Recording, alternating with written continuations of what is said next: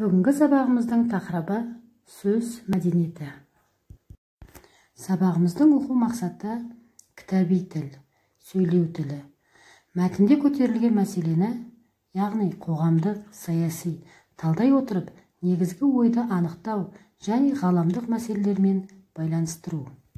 Сабағымыздың мақсаты мәтіндегі көтерілген мәселені талдап, негізгі ойды анықтау және ғаламдық мәселелермен байланыстыру. Бағалау критерийлері. Мәтінде көтерілген мәселені қоғамдық, саяси отырып талдайды, негізгі ойды анықтайды, ғаламдық мәселелермен байланыстырады. Құндылықтар: адалдық, серіктестік, үштілділік, денсаулық, құрмет, жауапкершілік және үздіксіз оқу. Сабақта оқушылар бойына жауапкершілік және құрмет сынды құндылықтарды дарыту қамтылатын барлық тапсырмалар негізінде жүзеге асады. Сабақтың басы сұрақтар жаңбыры.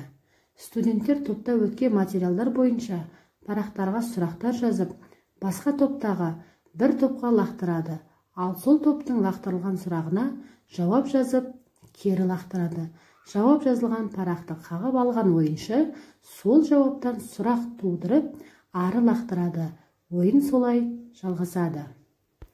Сабақтың ортасы: мәтінде көтерілген мәселені берілген кесте негізінде талдаңыз. Шет елдерде қазақ әдебиеті және мәдениеті орталықтары ашылуының қандай артықшылығы мен кемшілігі бар? Қандай мүмкіндіктерге жол ашады?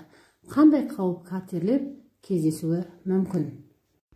Сабақтың соңы: 3 маңызды әдісі бойынша бүгінгі сабаққа рефлексия жасайды. Сабақта алған ақпарат мен үшін маңызды себебі, жастар үшін маңызды себебі, қоғам үшін маңызды себебі. Үйге берілген тапсырма: 5 сөйлемге морфологиялық талдау жасау.